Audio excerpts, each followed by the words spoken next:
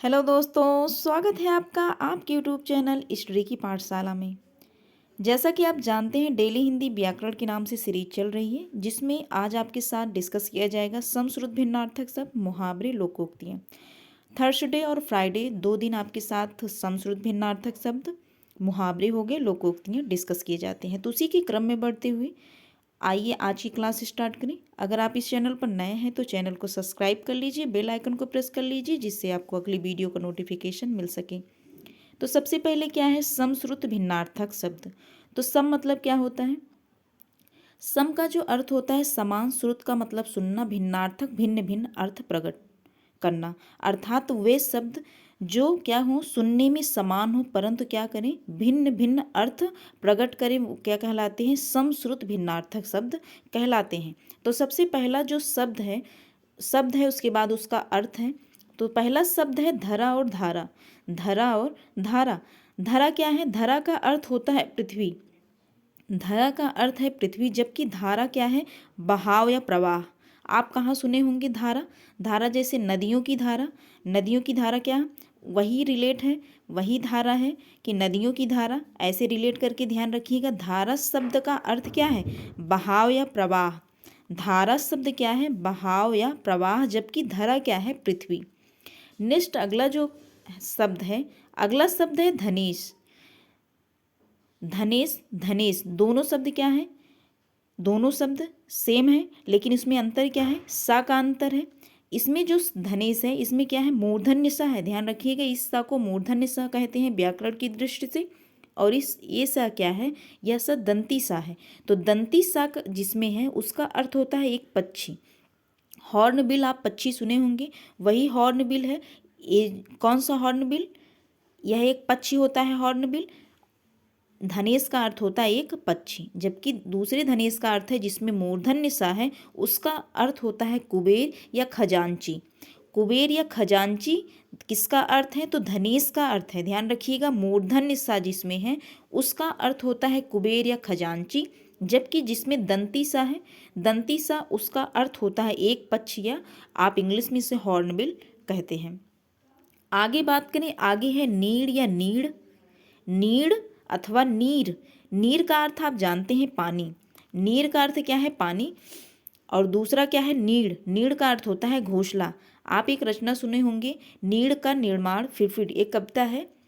तो नीड़ का निर्माण फिर, वहीं से रिलेट कर लीजिए, वही नीड़ है। तो इसका अर्थ क्या होता है? घोंसला, जबकि नीर क्या है? पानी। नीर क्या होता है? पानी। और नीड़ का अर्थ क्या होता है? घोंसला। अगला नेक्स्ट जो है नारी और नाड़ी। सुनने में क्या है? समान लग रहे हैं, नारी और नाड़ी, जबकि इनका अर्थ क्या है? अलग अलग है। नारी का अर्थ क्या होता है? स्त्री, जबकि नाड़ी का क्या अर्थ होता है? नब्ज। नाड़ी आप सुनते होंगे कि गांव में आप सुनते होंगे, समाज में, कि नाड़ी शब्द प्रयोग किया जाता है। अगर आप गांव से होंगे तो सुने जरूर होंगे। तो नारी का जो अर्थ होता है स्त्री, जबकि नाड़ी का अर्थ होता है नब्ज। आगे बात करें, जो अगला शब्द है, अगला शब्द है निशाचर। निशाचर है और निशाकर है। निशाचर क्या है? राक्षस। अब आपको क्या करना है, कमेंट बॉक्स में आप निशाचर का क्या लिखना है आपको? पर्यायवाची। क्योंकि अगली क्लासों में जो क्लासेस हुई हैं उसमें आपके साथ डिस्कस किया गया है, जो निशाचर का है, राक्षस का जो पर्यायवाची है, डिस्कस किया गया है। आप कमेंट बॉक्स में कमेंट करिएगा, देखिएगा आपको कितना याद है निशाचर का पर्यायवाची। जबकि निशाकर क्या है? निशाकर का जो अर्थ होता है चंद्रमा। निशाकर का अर्थ क्या है? चंद्रमा। ध्यान रखिएगा। आगे बात करें है नियत, नियति और नियत। नियत का अर्थ होता है निश्चित। नियत का अर्थ क्या होता है? निश्चित, जबकि नियति का अर्थ होता है भाग्य। आप सुनते होंगे यह नियति, हमारी नियति कैसी है, अर्थात हमारा भाग्य कैसा है।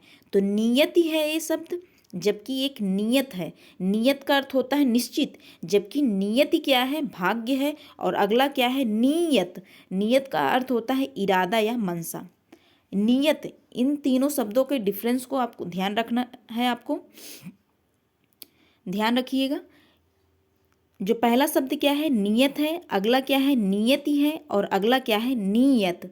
तो नियत का अर्थ होता है निश्चित, नियति अर्थ होता है भाग्य, और अगला क्या है, नियत का अर्थ होता है इरादा या मनसा। अगला क्या है, निश्चल और निश्चल। निश्चल है और एक निश्चल है। निश्चल का अर्थ होता है छल रहित, निश्चल का अर्थ होता है छल रहित, जबकि निश्चल क्या है, अटल। निश्चल क्या है, अटल। निश्चल का शब्द क्या है, अटल है, जबकि निश्चल क्या है, छल रहित। आगे बढ़े, आगे क्या है, आगे है निमित्त। निमित्त या नमति, निमित्त या नमिति।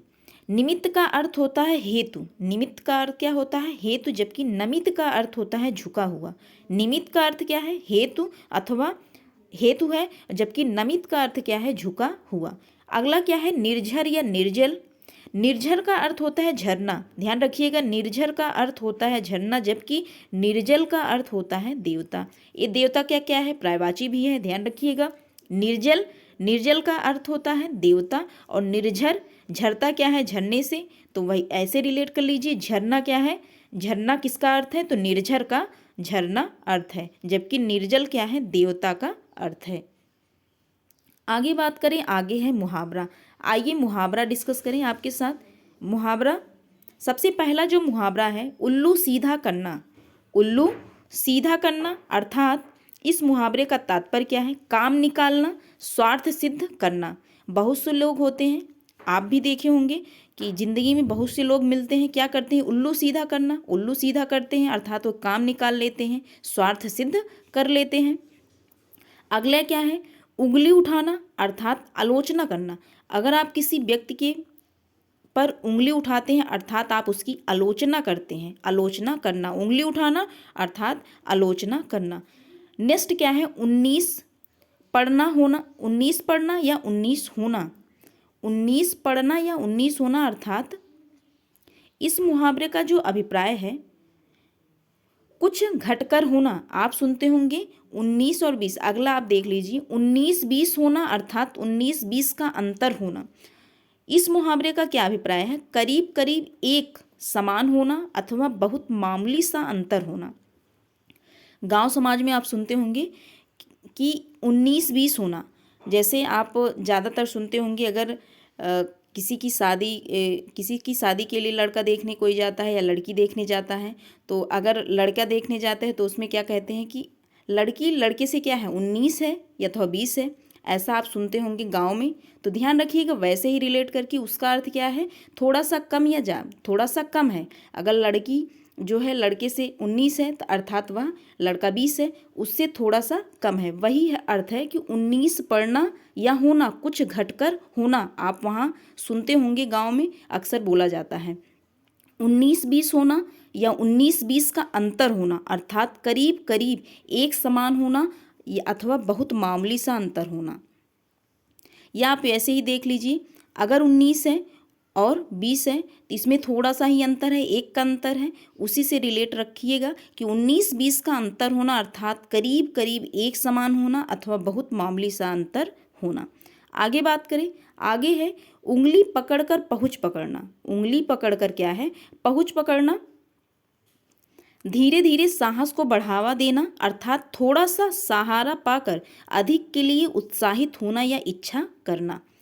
उंगली पकड़कर पहुँच पकड़ना अर्थात धीरे धीरे साहस को बढ़ावा देना अथवा थोड़ा सा सहारा पाकर अधिक के लिए उत्साहित होना अथवा इच्छा करना। नेक्स्ट क्या है, उंगली या उंगलियां पर नाचाना। उंगलियों पर नचाना, उंगलियों पर नचाना है, और एक उंगलियों पर नाचना। ये दोनों शब्दों को आपको ध्यान रखना है। दोनों शब्द क्या है, उंगली पर नाचना और उंगली पर नचाना, दोनों का अर्थ क्या है, अलग अलग है। जब अगर आप मुहावरा मिले कि उंगली पर नाचना, उंगली पर नाचना अर्थात किसी की इच्छाओं का तुरंत पालन करना, उसे ही क्या कहा जाता है, उंगली पर नाचना। जबकि उंगलियों पर नचाना उसे क्या कहा जाता है, वश में रखना अथवा इच्छा अनुसार काम करना, इच्छा अनुसार काम कराना, उसे ही कहा जाएगा उंगलियों पर नचाना या उंगली पर नचाना। इन दोनों शब्दों को आपको ध्यान रखना है, इन दोनों मुहावरों को डिफरेंस को ध्यान रखना है। आगे बढ़ें, आगे क्या है, एड़ी चोटी का जोर लगाना। एड़ी चोटी का जोर लगाना अर्थात बहुत परिश्रम करना या प्रयत्न करना। बहुत परिश्रम करना या प्रयत्न करना उसे ही कहते हैं एड़ी चोटी का जोर लगाना। जैसे कि अगर आप अपने टारगेट को पूरा करना है तो आप क्या करते हैं, एड़ी चोटी का जोर लगाते हैं। अगर आपको गवर्नमेंट जॉब लेनी है तो क्या करेंगे, आप एड़ी चोटी का जोर लगाएंगे। वही है बहुत परिश्रम करना या प्रयत्न करना। आगे बढ़े, आगे है क्या है, एड़ियाँ रगड़ना या घिसना। एड़ियाँ रगड़ना का तात्पर्य क्या है, सिफारिश के लिए चक्कर लगाना। सिफारिश के लिए क्या करना, चक्कर लगाना। उसे ही मुहावरे में कहा क्या गया है, एड़ियाँ रगड़ना। नेक्स्ट जो मुहावरा है क्या है, एहसान फरामोश होना। आप सुनते होंगे कि यह व्यक्ति एहसान फरामोश है, अर्थात उसका तात्पर्य क्या है, कृतज्ञ होना। कृतज्ञ होना, कृतज्ञ क्या है, आप इसको वाक्यांश के लिए एक शब्द में सुनते होंगे। कृतज्ञ क्या है, वह व्यक्ति जो क्या हो, परोपकार को या भलाई को ना माने। अर्थात आपने उसके ऊपर जो भलाई की है, परोपकार किया है, उसको ना माने, वही व्यक्ति क्या होता है, कृतज्ञ होता है। तो वही है एहसान फरामोश होना, अर्थात कृतज्ञ होना। अब आपको कमेंट बॉक्स में कमेंट करना है कि कृतज्ञ किसका विलोम है।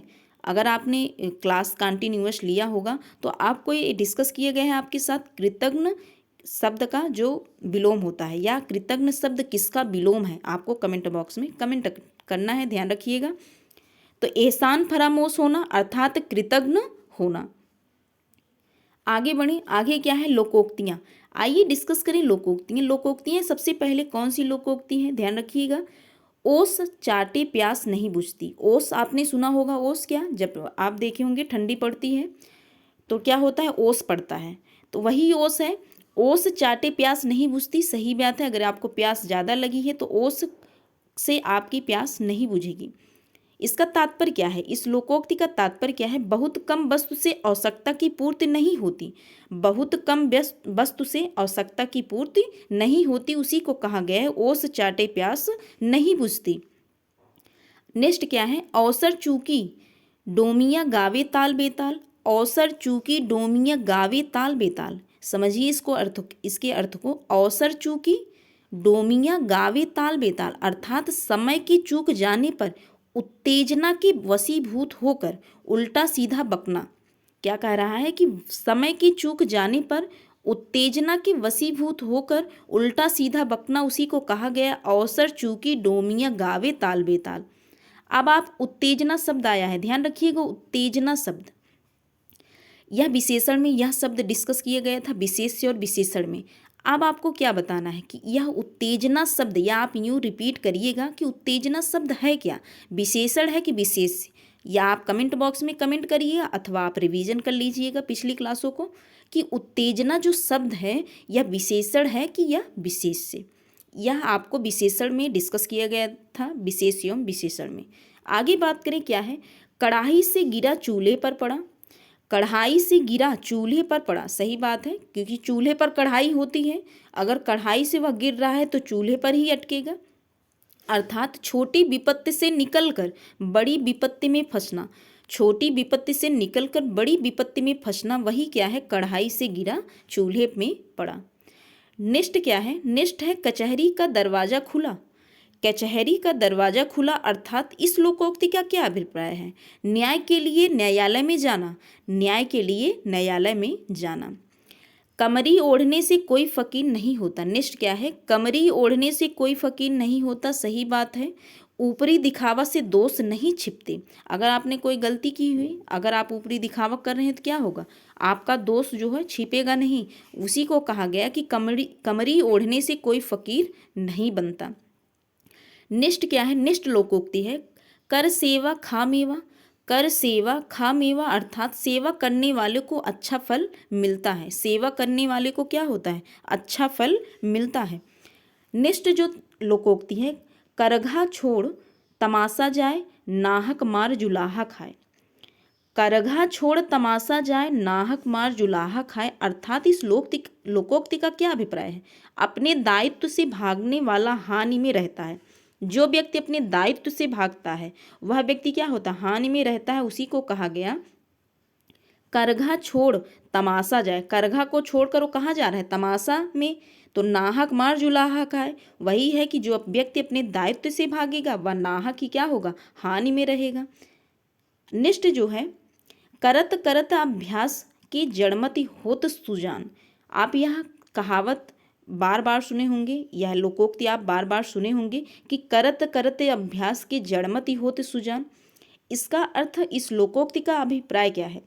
सतत प्रयत्न से सफलता प्राप्त होती है। अर्थात आपको अपने लक्ष्य या अपने टारगेट को कैसे पाना है? कंटिन्यूअस मेहनत करके। ऐसा नहीं कि आप बीच में गैप करें, बीच में गैप नहीं करना है जब तक कि आप अपने टारगेट को ना पा जाएं। वो टारगेट आप अपने माइंड में रखिए और सतत प्रयत्न करिए। अर्थात करते करते अभ्यास की जड़मति होत सुजान। अर्थात सतत प्रयत्न से सफलता प्राप्त होती है। ये भी क्या है? यह एक लोकोक्ति है, अर्थात यह सिद्ध, यह सही लोकोक्ति है, सही लोकोक्ति है। और समाज में क्या होता है, ज़्यादा क्या चर्चित होती है कि करत करत। अब आप किसी के मुंह से आप सुनेंगे, अगर कोई व्यक्ति पड़ोसी अगर नौकरी पा जाता है बच्चा, तो क्या कहते हैं कि वह बच्चा क्या है? सतत प्रयत्नशील है, अर्थात वह सतत प्रयास करता है। उसके लिए यह कहावत क्या है, ये जो लोकोक्ति है उसके लिए सिद्ध है। तो ध्यान रखिएगा। आज के लिए बस इतना ही। आपको कंटिन्यूअस मेहनत करना है जब तक कि आप अपने गोल को, अपने टारगेट को ना पा जाएं। आज के लिए बस इतना ही। अगर आपको वीडियो पसंद आया हो, कंटेंट पसंद आता हो, तो like share and subscribe to my channel. मिलते हैं नेक्स्ट वीडियो में, तब तक के लिए थैंक यू।